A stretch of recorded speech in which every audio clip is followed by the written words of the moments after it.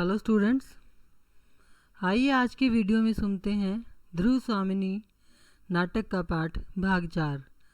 बच्चों, अभी तक हमने ये सुना था पिछले वीडियो में कि जो रामगुप्त है वो ये पूछता है शिखर स्वामी से कि भी क्या ध्रुव स्वामिनी का जो संबंध है वो शकराज से स्थापित हो चुका था। यानी कि संबंध स्थापित होने का मतलब कि सगाई उसकी जो है ना, उसकी जो एंगेजमेंट जिसको हम बोलते हैं, कि क्या ऐसा हो चुका था। तो शिखर स्वामी कहता है कि मुझे नहीं मालूम। तो रामगुप्त पूछता है, महादेवी अमात्य क्या पूछ रहे हैं। तो ध्रुव स्वामिनी कहती है कि मतलब वो व्यंग्य कर दिया कि पहले पहल मुझसे ये बात करने के लिए मैं जो तुम्हारी कृतज्ञ हो गई हूँ, ठीक है ना। और किंतु वो ये फिर ये पूछती है कि क्या ये गुप्त साम्राज्य स्त्रियों के आदान प्रदान से ही आगे बढ़ा है। तो रामगुप्त झेंप कर हंसता है, हैं बताइए अमात्य जी। शिखर स्वामी, मैं क्या कहूँ, शत्रु पक्ष का यही संधि संदेश है।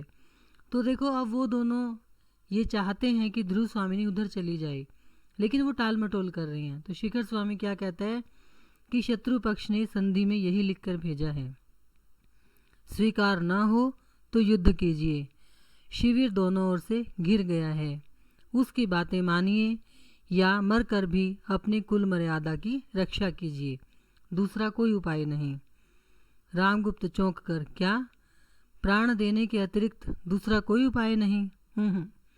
तब तो महादेवी से पूछिए। यानी कि रामगुप्त जो है ना एकदम से चौंक जाता है कि भी युद्ध हुआ तो हम मर जाएंगे और मरने के अलावा कोई उपाय नहीं है। दूसरा उपाय क्या है कि ध्रुव स्वामिनी को शकराज के पास भेज दिया जाए। ध्रुव स्वामिनी तीव्र स्वर से, और आप लोग कुबड़ों बोनों नपुंसकों का नृत्य देखेंगे। मैं जानना चाहती हूँ कि किसने सुख दुख में मेरा साथ न छोड़ने की प्रतिज्ञा अग्निवेदी के सामने की है। यानी कि वो तो रामगुप्त पर व्यंग्य कर रही है कि तुमने अग्नि के सामने मेरी रक्षा करने की प्रतिज्ञा की थी। लेकिन देखिए रामगुप्त क्या कहता है, चारों ओर देखकर, किसने की है, कोई बोलता क्यों नहीं। ध्रुव स्वामिनी, तो क्या मैं राजा धीराज रामगुप्त की महादेवी नहीं हूँ? तो फिर वो पूछती है भी मैं क्या तेरी पत्नी नहीं हूँ? रामगुप्त, क्यों नहीं, परंतु रामगुप्त ने ऐसी कोई प्रतिज्ञा न की होगी। मैं तो उस दिन द्राक्षासव में डुबकी लगा रहा था, पुरोहितों ने न जाने क्या क्या पढ़ा दिया होगा। उन सब बातों का बोझ मेरे सिर पर सिर हिलाकर कदापि नहीं। तो यानी कि वो क्या कहता है कि मैंने तो उस दिन इतनी शराब पी हुई थी कि मैं नशे में था, और पंडितों ने पुरोहितों ने ना जाने क्या क्या पाठ पढ़ दिए और क्या क्या प्रतिज्ञाएं करवा ली, ये बोझ मैं नहीं ढो सकता। ध्रुव स्वामी निस्सहाय होकर शिखर स्वामी के प्रति, यह तो हुई राजा की व्यवस्था। अब सुनो मंत्री महोदय क्या कहते हैं। यानी कि राजा ने तो हथियार डाल दिए, अब तुम बताओ। शिखर स्वामी, मैं कहूँगा देवी, अवसर देखकर राज्य की रक्षा करने वाली उचित सम्मति देना ही हमारा कर्तव्य है। अब ये आपको पता है कि शिखर स्वामी हमेशा रामगुप्त की तरफ रहता है, तो वो क्या हवाला देता है फिर कि भी राज्य की रक्षा करना हमारा पहला कर्तव्य है। राजनीति के सिद्धांत में राष्ट्र की रक्षा सब उपायों से करने का आदेश है। उसके लिए राजा, रानी, कुमार और अमात्य सब का विसर्जन किया जा सकता है। यानी कि राज्य की रक्षा के लिए अगर किसी का भी त्याग करना पड़े तो वो किया जा सकता है, किंतु राज विसर्जन अंतिम उपाय है। यानी कि राज्य का विसर्जन आखिरी उपाय है और वो हम नहीं होने देंगे। रामगुप्त प्रसन्नता से, वाह क्या कहा तुमने, तभी तो लोग तुम्हें नीति शास्त्र का बृहस्पति समझते हैं। ध्रुव स्वामिनी, अमात्य तुम बृहस्पति हो चाहे शुक्र, किंतु धूर्त होने से ही क्या मनुष्य भूल नहीं करता। आर्य समुद्रगुप्त के पुत्र को पहचानने में तुमने भूल तो नहीं की, सिंहासन पर भ्रम से किसी दूसरे को तो नहीं बिठा दिया। यानी कि जब रामगुप्त को ये लगता है कि भाई उसके फेवर में जो निर्णय है वो आ गया है, यानी कि शिखर स्वामी ने भी संदेश ये दे दिया कि ध्रुव स्वामिनी को भेज दिया जाए, तो ध्रुव स्वामिनी बहुत गुस्सा होती है और उसको ऐसा मतलब उसको क्रोध आता है कि भी समुद्रगुप्त ने का जो पुत्र है जिसको राजा बनाया गया है उसको पहचानने में भूल तो नहीं हो गई है। रामगुप्त आश्चर्य से, क्या क्या क्या?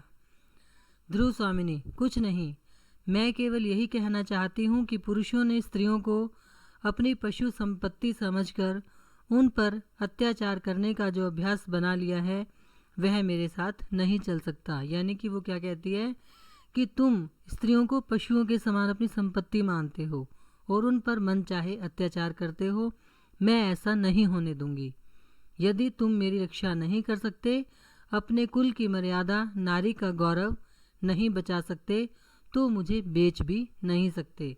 तो यानी कि वो पूरी जो नारी जाति है उस समय में नारी के साथ जो व्यवहार होता था उसका मतलब एक तरह से उसकी ओर संकेत कर रही है। और वो कह रही है फिर कि अगर तुम मुझे बचा नहीं सकते तो तुम मुझे बेच भी नहीं सकते। हाँ, तुम लोगों को आपत्ति से बचाने के लिए मैं स्वयं ही यहाँ से चली जाऊँगी। तो वो कहते भी तुम पर आँच नहीं आएगी, मैं कहीं भी जाऊँ मैं अपने आप चली जाऊँगी। शिखर स्वामी मुंह बनाकर, अब देखो अगर वो चली जाएगी तो शिखर स्वामी या राजा को ये बात स्वीकार नहीं होगी, क्योंकि फिर तो उनको युद्ध करना पड़ेगा। शिखर स्वामी मुंह बनाकर, राजनीति में ऐसी बातों को स्थान नहीं। जब तक नियमों के अनुकूल संधि का पूर्ण रूप से पालन न किया जाए तब तक संधि का कोई अर्थ ही नहीं। यानी कि यदि संधि के जो नियम हैं उनको ही हम नहीं मानेंगे तो संधि का कोई मतलब नहीं। यानी कि तुम चली जाओगी तो संधि अधूरी रह जाएगी। ध्रुव स्वामिनी, देखती हूँ कि इस राष्ट्र रक्षा यज्ञ में रानी की बलि होगी ही। शिखर स्वामी, दूसरा कोई उपाय नहीं। ध्रुव स्वामिनी क्रोध से पैर पटक कर, उपाय नहीं तो न हो, निर्लज्ज अमात्य, फिर ऐसा प्रस्ताव मैं सुनना नहीं चाहती। अभी भी वो क्रोध में है, वो बात को स्वीकार नहीं करती। रामगुप्त चौंक कर, इस छोटी सी बात के लिए इतना बड़ा उपद्रव? दासी की ओर देखकर, मेरा तो कंठ सूखने लगा। अब क्योंकि उसको शराब की आदत है तो बार बार वो उससे शराब मांगता है। ध्रुव स्वामी दृढ़ता से, अच्छा, तो अब मैं चाहती हूँ कि अमात्य अपने मंत्रणा गृह में जाएं। मैं केवल रानी ही नहीं किंतु स्त्री भी हूँ। अपने को पति कहने वाले पुरुष से मुझे कुछ कहना है, राजा से नहीं।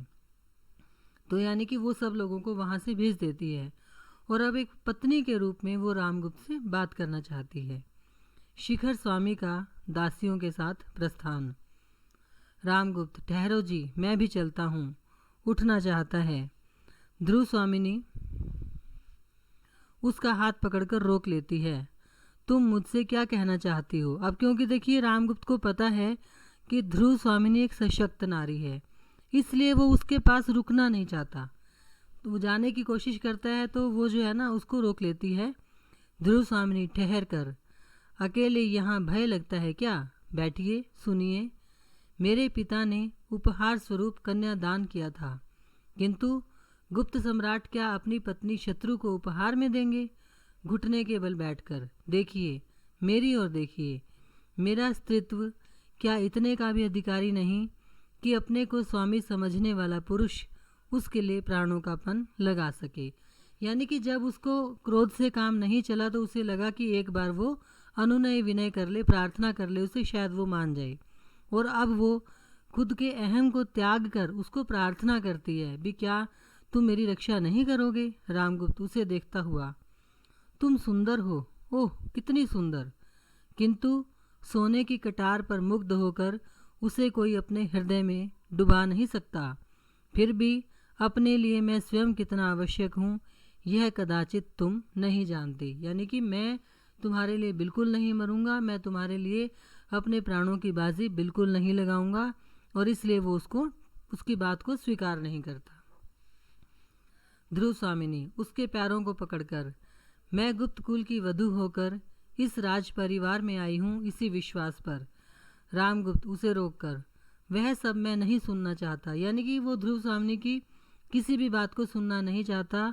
उसको लगता है कि जल्दी से जल्दी ये जाए और हमारे सिर से मुसीबत टले। ध्रुव स्वामिनी, मेरी रक्षा करो, मेरे और अपने गौरव की रक्षा करो। राजा, अब मैं शरण की प्रार्थिनी हूँ। फिर वो प्रार्थना करती है उससे कि मुझे अपनी शरण में रख लो। मैं स्वीकार करती हूँ कि आज तक मैं तुम्हारे विलास की सहचरी नहीं हुई, किंतु वह मेरा अहंकार चूर्ण हो गया। मैं तुम्हारी होकर रहूंगी। राज्य और संपत्ति रहने पर राजा को, पुरुष को बहुत सी रानियां और स्त्रियां मिलती हैं, किंतु व्यक्ति का मान नष्ट होने पर फिर नहीं मिलता। यानी कि यदि मैं चली जाऊंगी तो तुम्हें रानी तो और मिल जाएंगी, लेकिन मेरा जो स्वाभिमान नष्ट हो जाएगा वो फिर दोबारा लौट कर नहीं आएगा। तो वो बार बार उससे एक तरह से मतलब प्रार्थना कर रही है, विनय कर रही है कि तुम मेरी बात मान लो। रामगुप्त घबराकर उसका हाथ हटाता हुआ, ओह, तुम्हारा यह घातक स्पर्श बहुत ही उत्तेजनापूर्ण है। मैं नहीं, तुम मेरी रानी नहीं, नहीं, जाओ, तुमको जाना पड़ेगा। तुम उपहार की वस्तु हो, मैं तुम्हें किसी दूसरे को देना चाहता हूँ। आज इसमें तुम्हें क्यों आपत्ति हो? यानी कि तुम्हारे पिता ने हमें उपहार में दिया, अब हम तुम्हें कहीं और देना चाहते हैं।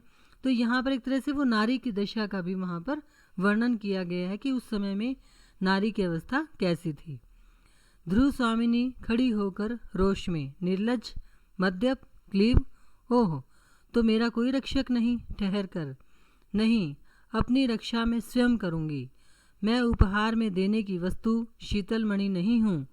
मुझ में रक्त की तरल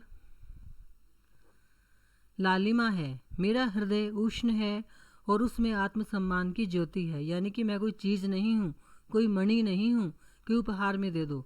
मेरे अंदर भी मनुष्य की तरह रक्त दौड़ रहा है, मेरे हृदय में भी भावनाएं हैं, मुझ में भी आत्मसम्मान है, उसकी रक्षा मैं करूँगी। रचना से कृपाण निकालती है। रामगुप्त भयभीत होकर पीछे हटता हुआ, तो क्या तुम मेरी हत्या करोगी? यानी कि वो तलवार निकाल लेती है तो रामगुप्त डर जाता है, उसको लगता है कि वो उसको मार डालेगी।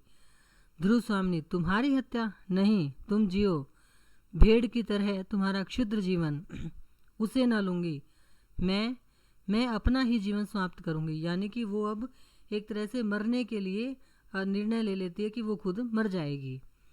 रामगुप्त, किंतु तुम्हारे मर जाने पर उस बर्बर शकराज के पास किसको भेजा जाएगा? देखिए, रामगुप्त अभी भी ये कह रहा है कि अगर तुम मर गई तो उसको इस बात का दुख नहीं है कि वो मर जाएगी, उसको इस बात की चिंता है कि ध्रुव स्वामिनी मर गई तो शकराज के पास कौन जाएगा। नहीं नहीं, ऐसा ना करो, हत्या हत्या, दौड़ो दौड़ो। भागता हुआ बाहर निकल जाता है तो वो शोर मचाता हुआ चला जाता है। दूसरी ओर से वेग से चंद्रगुप्त का प्रवेश, और उसी समय चंद्रगुप्त वहां आ जाता है। चंद्रगुप्त, हत्या? कैसी हत्या? ध्रुव स्वामिनी को देखकर, यह क्या महादेवी, ठहरिए। तो चंद्रगुप्त उसको मरने से रोक लेता है। ध्रुव स्वामिनी, कुमार, इसी समय तुम्हें भी आना था। अब जो है ना, ध्रुव स्वामिनी कमज़ोर पड़ गई तो वो कहती तुम्हें भी अभी आना था। सकरुण देखती हुई, मैं प्रार्थना करती हूँ कि तुम यहाँ से चले जाओ। मुझे अपने अपमान में निर्वसन नग्न देखने का किसी पुरुष को अधिकार नहीं। यानी कि मैं बहुत अपमानित हूँ और मुझे मतलब उसके आत्मसम्मान को ठेस पहुँची है ना कि किसी और पुरुष के पास जाने के लिए उसको कहा जा रहा है। तो वो कह रही है कि मैं इतनी मतलब मुझे इतनी बेइज्जती महसूस हो रही है कि मैं तुम्हारा सामना नहीं कर सकती, तुम चले जाओ। मुझे मृत्यु की चादर से अपने को ढक लेने दो और मुझे मर जाने दो। चंद्रगुप्त, किंतु क्या कारण सुनने का भी मैं अधिकारी नहीं हूँ। ध्रुव स्वामिनी, सुनोगे? ठहर कर सोचती हुई, नहीं, अभी आत्महत्या नहीं करूँगी। तो उसको लगता है कि चलो वो मेरी बात सुनेगा। तो वो कहते ठीक है, मैं अभी मरती नहीं हूँ, जब तुम आ ही गए हो तो थोड़ा ठहरूंगी। यह तीखी छुरी इस अतृप्त हृदय में, विकासोन्मुख कुसुम में विषैले कीट के डंक की तरह चुभा दूं या नहीं, इस पर विचार करूंगी। यानी कि मैं इसको अपने हृदय में उतार लूं, इस कृपाण को, या नहीं, अभी सोचूंगी। यदि नहीं तो मेरी दुर्दशा का पुरस्कार क्या कुछ और है? हाँ, जीवन के लिए कृतज्ञ, उपकृत और आभारी होकर किसी के अभिमानपूर्ण आत्मविज्ञापन का भार ढोती रहूं, यही क्या विधाता का निष्ठुर विधान है? छुटकारा नहीं, जीवन नियति के कठोर आदेश पर चलेगा ही, तो क्या यह मेरा जीवन भी अपना नहीं है? यानी कि अब उसको ये लगता है कि भाई नियति मतलब भाग्य, जिसको हम डेस्टिनी बोलते हैं ना, कि डेस्टिनी एक बड़ी चीज़ है ना। अब क्योंकि उसकी मृत्यु उस समय होनी ही नहीं थी, उसके भाग्य में ऐसा लिखा ही नहीं था, तो कोई कारण तो मृत्यु को रुकने का बनना ही था। तो ध्रुव स्वामिनी को लगता है कि भी मनुष्य का अपने जीवन पर भी अपना अधिकार नहीं होता। चंद्रगुप्त, देवी, जीवन विश्व की संपत्ति है। प्रमाद से, क्षणिक आवेश में या दुख की कठिनाई से उसे नष्ट करना तो ठीक नहीं। तो चंद्रगुप्त कहता है भी जीवन हम अपने लिए नहीं, संसार के लिए जीते हैं। और एक पल में मतलब एक जरा सा हमें गुस्सा आया और हम जो है ना उसको जीवन को ख़त्म कर दे, ऐसा अधिकार हमारे पास नहीं है। गुप्त कुल लक्ष्मी आज यह छिन्नमस्ता का अवतार किस लिए धारण करना चाहती है, सुनो भी। तो मतलब फिर वो उसकी बात को टटोलता है, उसके हृदय को, कि भी तुम ऐसा क्यों करना चाहती हो। ध्रुव स्वामिनी, नहीं, मैं न मरूंगी, क्योंकि तुम आ गए हो। मेरी शिविका के साथ चामर सज्जित अश्व पर चढ़कर तुम ही उस दिन आए थे न। तो ये उस दिन की याद दिलाती है उसको, जब चंद्रगुप्त ध्रुव स्वामिनी को उसके पिता के घर से उस वहाँ लाए थे गुप्त साम्राज्य में, ठीक है ना। तो वो कहते तुम ही लेकर आए थे ना मुझे यहाँ पर। तुम्हारा विश्वासपूर्ण मंडल मेरे साथ, मुखमंडल मेरे साथ आने में क्यों इतना प्रसन्न था, कि जब तुम मुझे लेकर आ रहे थे तब तुम इतने खुश क्यों थे, क्या कारण था। ध्रुव स्वामिनी, तो फिर आज मुझे इस शख्स शिविर में पहुंचाने के लिए उसी प्रकार तुमको मेरे साथ चलना होगा। तो फिर वो क्या शर्त रखती है कि जैसे तुम मुझे लेकर आए थे वैसे ही शकराज के पास तुम ही मुझे छोड़कर आओगे।